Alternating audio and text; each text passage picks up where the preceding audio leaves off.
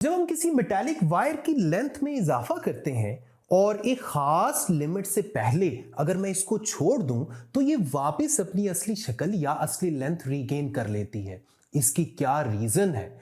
ये बिल्कुल ऐसी ही एग्जांपल है। अगर मैं किसी ऑब्जेक्ट को जमीन से उठाऊं और छोड़ दूं तो वो वापस जमीन की तरफ जाने की कोशिश करता है। इसकी क्या रीजन है? ये तो हम जानते हैं, जब मैं किसी ऑब्जेक्ट को जमीन से उठा रहा होता हूं ना, तो मैं असल में फोर्स ऑफ ग्रेविटी के अगेंस्ट वर्क कर रहा होता हूं और ये वर्क इस ऑब्जेक्ट के अंदर ग्रेविटेशनल पोटेंशियल एनर्जी की फॉर्म में स्टोर हो जाता है। और जैसे ही मैं इस ऑब्जेक्ट को अलो करूं कि ये वापस जा सके तो ये खुद ब खुद वापस जाना शुरू कर देता है।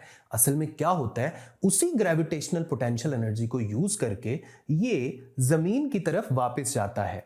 यहां भी कुछ ऐसा ही है। जब मैं किसी वायर को एक्सटेंड करूंगा तो अगर आप गौर से देखें, इस वायर के अंदर जो मॉलिक्यूल्स हैं ना, या जो एटम्स हैं, ये एक दूसरे पर अट्रैक्टिव फोर्स लगा रहे होते हैं। और जब मैं इसको एक्सटेंड कर रहा हूं तो मैं असल में क्या कर रहा हूं, मैं उनकी अट्रैक्टिव फोर्स के अगेंस्ट फोर्स लगाकर इन एटम्स या मॉलिक्यूल्स को एक दूसरे से अवे ले जाने की कोशिश कर रहा हूं, जिसकी वजह से मुझे वर्क करना पड़ता है। मैं अपनी एनर्जी को यूज करता हूं और इस वायर के ऊपर वर्क करता हूं ताकि ये मॉलिक्यूल्स एक दूसरे से अवे जाएं या ये एटम्स एक दूसरे से अवे जाएं और इस वायर की लेंथ में इजाफा हो जाए। और जो मेरा वर्क है ये इन एटम्स के अंदर पोटेंशियल एनर्जी की फॉर्म में स्टोर हो जाता है। मैं ये भी कह सकता हूं कि मैंने वायर की लेंथ में इजाफा करने के लिए जो वर्क किया है ना, ये इस वायर के अंदर इलास्टिक पोटेंशियल एनर्जी की फॉर्म में स्टोर हो गया। और इसी इलास्टिक पोटेंशियल एनर्जी को हम स्ट्रेन एनर्जी भी कह सकते हैं, क्योंकि मैंने एक्चुअली क्या किया है, इस वायर के ऊपर एक स्ट्रेस अप्लाई की है, जिसके नतीजे में क्या हुआ, इस वायर में स्ट्रेन पैदा हो गई, यानी इसकी लेंथ में इजाफा हो गया। और फ्रैक्शनल चेंज इन लेंथ को तो हम स्ट्रेन बोलते हैं। यानी स्ट्रेस अप्लाई करने पे जो स्ट्रेन पैदा हुई है, इसके नतीजे में इस वायर के अंदर एक एनर्जी स्टोर हो गई है। इस एनर्जी को हम बोलते हैं स्ट्रेन एनर्जी। तो आज हमारा टॉपिक है strain energy in deformed material, जो एक बड़ा ही इंपॉर्टेंट लॉन्ग क्वेश्चन है। आज हम इसका कॉन्सेप्ट डिस्कस करेंगे। मैक्सिमम कॉन्सेप्ट तो मैंने आपको बता दिया, और फिर ग्राफिकल मेथड से हम एक फॉर्मूला डेराइव करेंगे। तो चलें अपने लेक्चर को कैरी करते हैं।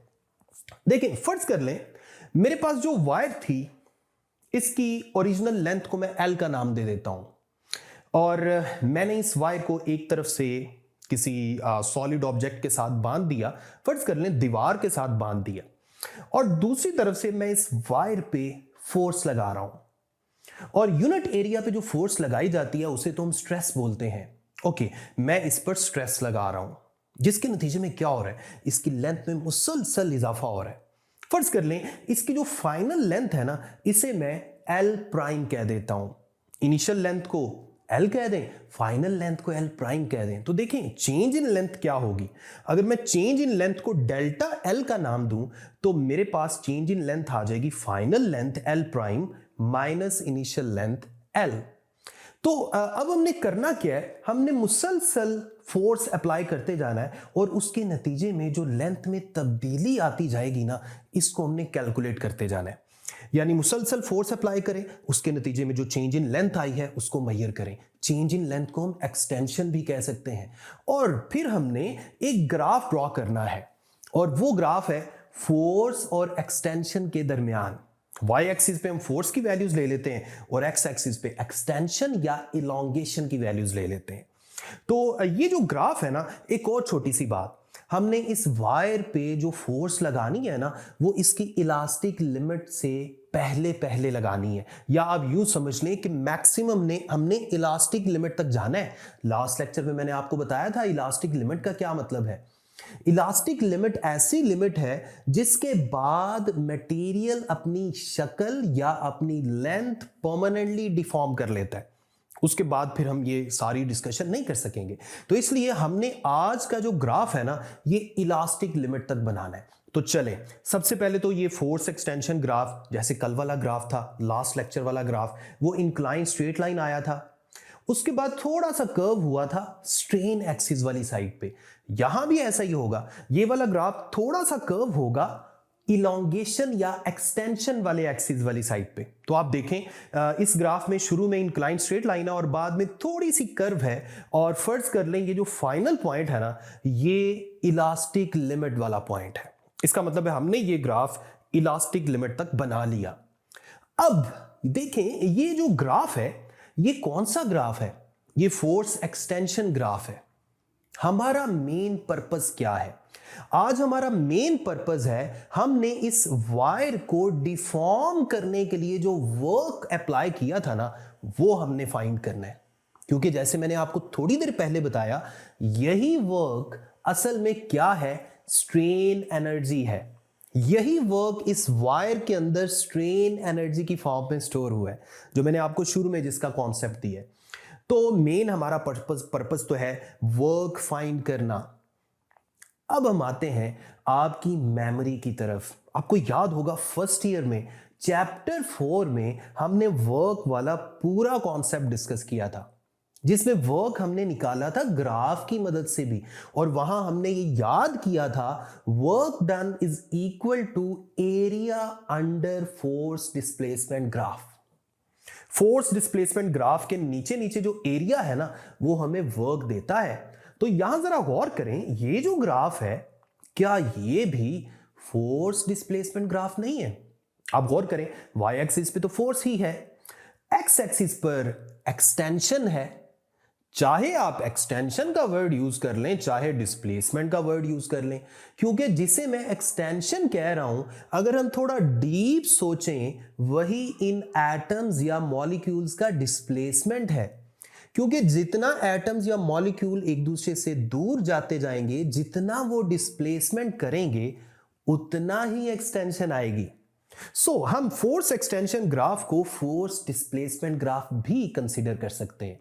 तो बेसिकली फिर हमने पिछले कॉन्सेप्ट के मुताबिक आज हमने क्या फाइंड करना है? वर्क निकालने के लिए हमने इस ग्राफ के नीचे का एरिया मेजर करना है। अब देखें, ये ग्राफ थोड़ा सा शुरू में तो बड़ा ही अच्छा लग रहा है, बाद में ये थोड़ा सा कर्व हो गया। तो वो जो कर्व पार्ट के नीचे वाला एरिया है ना, ये थोड़ा सा हमें बुरा लग रहा है, थोड़ा सा मुश्किल लग रहा है। तो ऐसा करते हैं, हम जो स्ट्रेट रीजन वाला पार्ट है ना, उसके नीचे का एरिया निकाल लेते हैं। फर्ज कर लें ये जो इंक्लाइंड स्ट्रेट लाइन का आखिरी पॉइंट है ना, हम इस पॉइंट की बात करते हैं। जब ग्राफ के इस पॉइंट की हम बात कर रहे हैं, फर्ज कर लें इस वक्त अगर मैं इस पॉइंट को सीधा वाई एक्सिस के साथ मिलाऊं, तो जो अप्लाइड फोर्स है, फर्ज कर लें वो थी F1, और अगर इसी पॉइंट को मैं एक्स एक्सिस के साथ मिलाऊं, तो मुझे कॉरेस्पॉन्डिंग एक्सटेंशन की वैल्यू पता चलेगी, जो मैंने आपको शुरू में बताया था, चेंज इन लेंथ, यानी final length minus initial length. और फर्ज कर लें इस वक्त जो एक्सटेंशन है ना, उसका नाम हम रख देते हैं L1, स्मॉल L1 से जाहिर कर देते हैं। अब इसके नीचे हमने एरिया निकालना है। अब जरा गौर करें, ये जो फील्ड रीजन आपको नजर आ रहा है, ये तो ट्रायंगल है, और ट्रायंगल के एरिया का फॉर्मूला क्या होता है? चले अब हम मैथमेटिक्स की तरफ आते हैं, कैलकुलेशन की तरफ। Work done in deforming the material is equal to area of triangle. अब ट्रायंगल का एरिया होता है half into base into height. Half लिख लिया, मल्टीप्लाई कर दिया बेस के साथ। जरा गौर करें, बेस क्या है? वो तो एक्सटेंशन है, जिसको मैंने L1 का नाम दिया था, तो बेस की जगह L1 आ जाएगा। हाइट की जगह क्या आएगा? वो तो अप्लाइड फोर्स है जो इस वक्त हम अप्लाई कर रहे हैं, इसको F1 का नाम दे दें। तो आपके पास area under the graph, under the triangle, हमारे पास आ गया half into F1 into L1, और यही है work done in deforming the wire या डिफॉर्मिंग द मटेरियल। और इसी वर्क को हम कहते हैं स्ट्रेन एनर्जी। तो आपके पास स्ट्रेन एनर्जी का एक छोटा सा फॉर्मूला आ गया, half into force into extension. चलें, इसको हम इक्वेशन नंबर 1 का नाम दे देते हैं। स्ट्रेन एनर्जी का एक फॉर्मूला तो हमारे पास आ गया। अब मैं ये चाहता हूं कि मैं इस फॉर्मूला को इलास्टिक मॉडुलस की फॉर्म में भी लिखूं। मुझे ये बताएं, यहां चूंकि हम लेंथ में डिफॉर्मेशन कर रहे हैं, तो यहां कौन सा इलास्टिक मॉडुलस इन्वॉल्व है? दैट इज यंग्स मॉडुलस, क्योंकि हम जानते हैं कि अगर वन डायमेंशनल डिफॉर्मेशन हो यानी लेंथ में डिफॉर्मेशन हो तो इलास्टिक मॉडुलस की कौन सी काइंड आती है? Young's modulus. चलें यंग्स मॉडुलस की बात करते हैं। यंग मॉडुलस क्या कहता है? यंग मॉडुलस बेसिकली एक फॉर्मूला है, tensile stress divided by tensile strain. Tensile stress क्या थी? हमने पहले भी पढ़ी थी, फोर्स पर यूनिट एरिया। यहां इस वक्त फोर्स कितनी लग रही है? वो तो F1 है, तो F1 डिवाइडेड बाय A आ गया। अब नीचे क्या आएगा? नीचे टेंसाइल स्ट्रेन आएगी। टेंसाइल स्ट्रेन की जगह क्या आएगा? देखें, change in length divided by original length.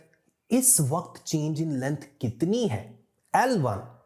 और ओरिजिनल लेंथ का नाम मैंने क्या रखा था? Capital L। तो आपके पास नीचे आ गया L1 divided by capital L।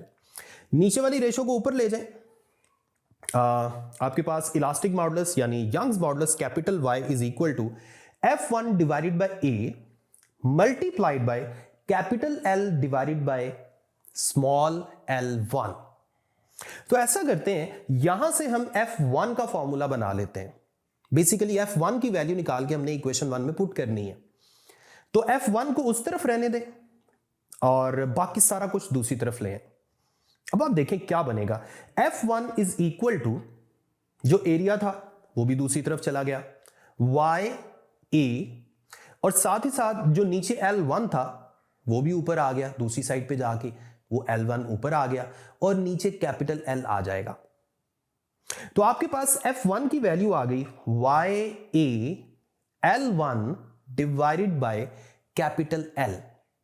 अब क्या करना है? इसको हमने पुट कर देना है इक्वेशन नंबर 1 में जो हमने पहले बनाई थी। इक्वेशन 1 में F1 की वैल्यू पुट कर दें तो आपके पास स्ट्रेन एनर्जी का एक दूसरा फॉर्मूला आ जाएगा, दैट इज 1/2 F1 की जगह आप पुट कर दें y a L1 divided by capital L, और साथ एक स्मॉल l1 एक दूसरा भी था जो मल्टीप्लाई हो रहा था। अब L1 L1 के साथ मल्टीप्लाई होगा तो आपके पास L1 का स्क्वायर आ जाएगा। इस तरह से हम फाइनल फॉर्मूला तक पहुंच गए, that is strain energy is equal to y यानी यंग्स मॉडुलस। आप इसकी जगह जनरलाइज करके कैपिटल E भी लिख सकते हैं। E का मतलब है इलास्टिक मॉडुलस। जाहिर बात है वो यंग भी हो सकता है, बल्क भी हो सकता है, शेयर भी हो सकता है।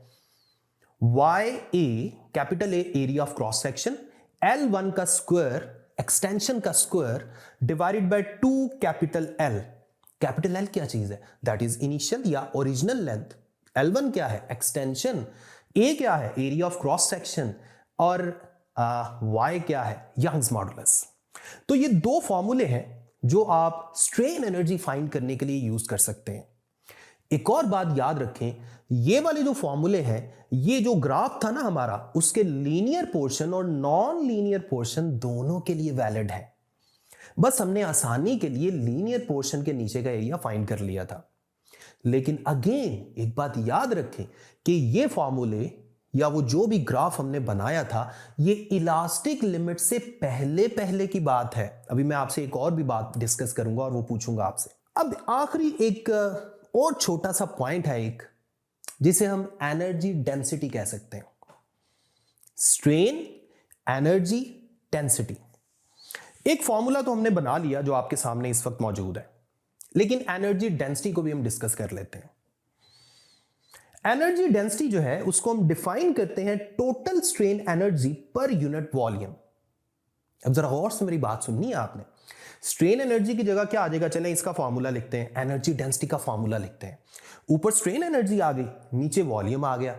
स्ट्रेन एनर्जी का हमने जो पहला फॉर्मूला बनाया था वो यूज कर लेते हैं, वो थोड़ा ज्यादा इजी है। Half into F1 into L1, और नीचे एनर्जी डेंसिटी का, नीचे उस वायर का क्या आएगा? वॉल्यूम, एनर्जी डेंसिटी के लिए। और वॉल्यूम का क्या फॉर्मूला है? अगर आप गौर करें, वायर की शक्ल है सिलेंडर जैसी, जिसका area of cross section A है और इसकी इनिशियल या ओरिजिनल लेंथ कितनी थी? That was L, capital L। तो नीचे वॉल्यूम की जगह आ जाएगा A इंटू कैपिटल L। अब आप जरा ऊपर वाली वैल्यूज और नीचे वाली वैल्यूज को मिला के चेक करें। देखें, ऊपर फोर्स F1 है और नीचे एरिया है, ये तो स्ट्रेस का फॉर्मूला है। इसी तरह ऊपर L1 है और नीचे कैपिटल L है, यानी change in length divided by original length, ये तो स्ट्रेन का फॉर्मूला है। इसका मतलब है एनर्जी डेंसिटी को हम इस शक्ल में भी लिख सकते हैं, half into stress into strain. तो ये एक एनर्जी डेंसिटी का इजाफी एक फॉर्मूला आ गया जो आप अपने जहन में रख सकते हैं। अब आते हैं उस बात की तरफ जो मैं आपको शुरू में कह रहा था, अभी थोड़ी देर पहले मैंने आपको कहा था कि ये पॉइंट भी हम डिस्कस करेंगे। मुझे एक बात बताएं, अभी मैंने आपको लेक्चर के स्टार्ट में कहा कि अगर वायर को एक खास लिमिट तक खींचें और फिर उसको छोड़ें तो वो अपनी स्ट्रेन एनर्जी को यूज करके वापस आ जाती है। लेकिन आप मुझे ये बताएं, अगर इसको एक खास लिमिट से ज्यादा खींच लें और फिर इलास्टिक लिमिट क्रॉस हो जाए और फिर जाहिर बात है ये वापस नहीं आएगी, अपनी ओरिजिनल लेंथ को रीगेन नहीं करेगी।